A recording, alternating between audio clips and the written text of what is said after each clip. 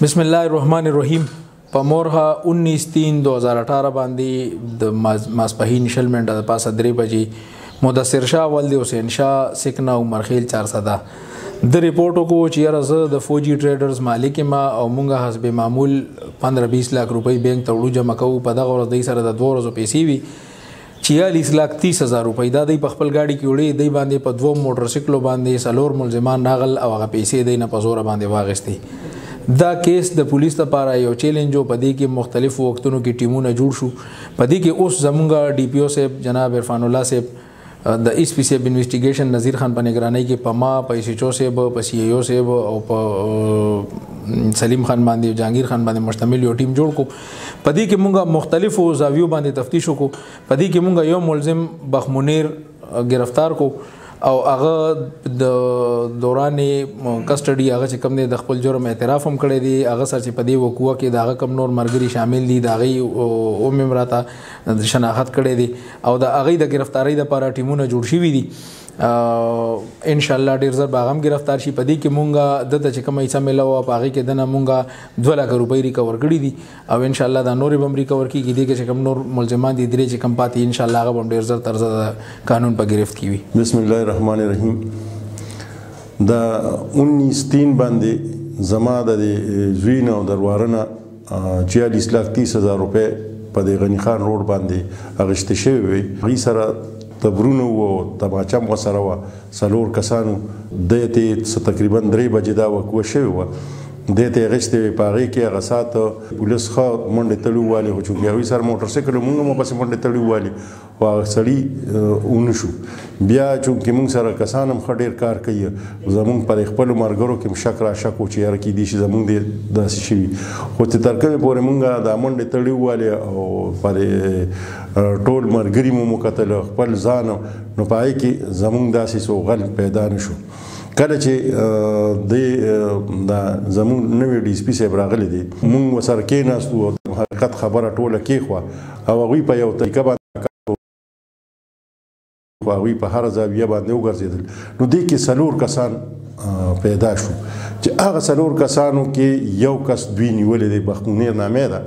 هغه پکې دوی نیولیم دی او چونکې دا غله چې وي دا خو تقریبا جوارګري نه دوی سره اوس هغه پیسې خو دونه شته نه دوی ته څه لږه ډېر ریکوري کړې ده خو کوم 4 کسان چې دي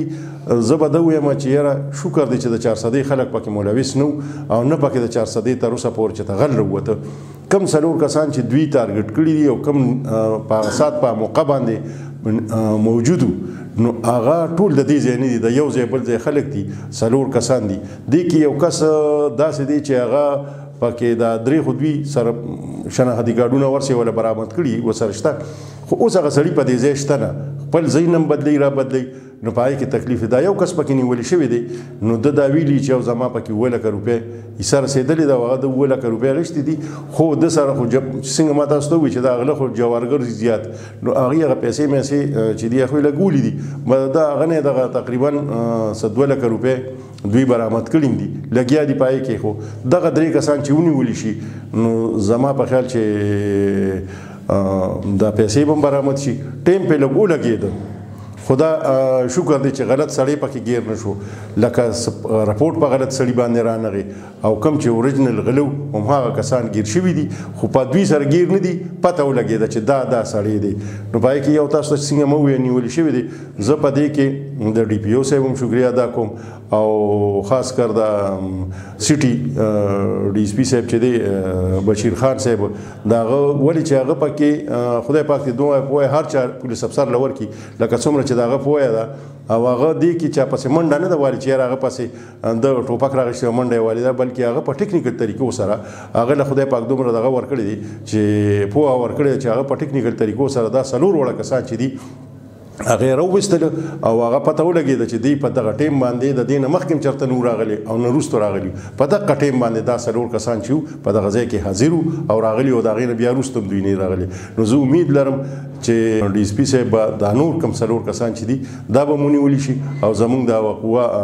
چې کومه شوې وه د هغې به ازاله وشي پیسې تلو راتلو ولې شي دي خو دومره ده چې همدې کې زما یوازې عزت نه وتلی زمونږ د دې علاقې د دې چارسدې او د پولیس هم په دې کې وو په دې کې مونږ ډېرې منډې تړې مو ولې ردې بدې مو ویلې خو هغه چې سړي ته دغه ورسي تکلیف ورسي نو بیا خامخا څه نه سوی خو به هر حال کله نه چې بشیر خان صاحب راغلی دی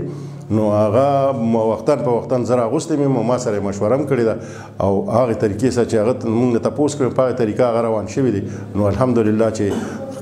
زمونږ دا قوه چې کومه نه معلومېده هغه هم دې ځای پورې ورسېد چې یو کس پکې ګرفتار شوی دی نو زه تاسو ته دا وایم چې وخت پرې ولګېده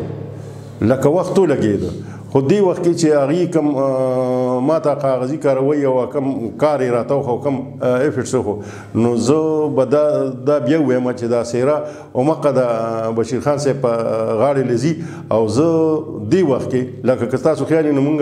چونکې زما د بازار سره تعلق دی او د بازار مشریم کوم نو مونږ د دوی په وجه باندې هغه کوم سټرایکونه چې وو هغه مونږ ختم کړل نو د دې مطلب دا چې مونږ د دې نه مطمئن یو چې دوی کار کوي چې کله کار نه کولې نو بیا مونږ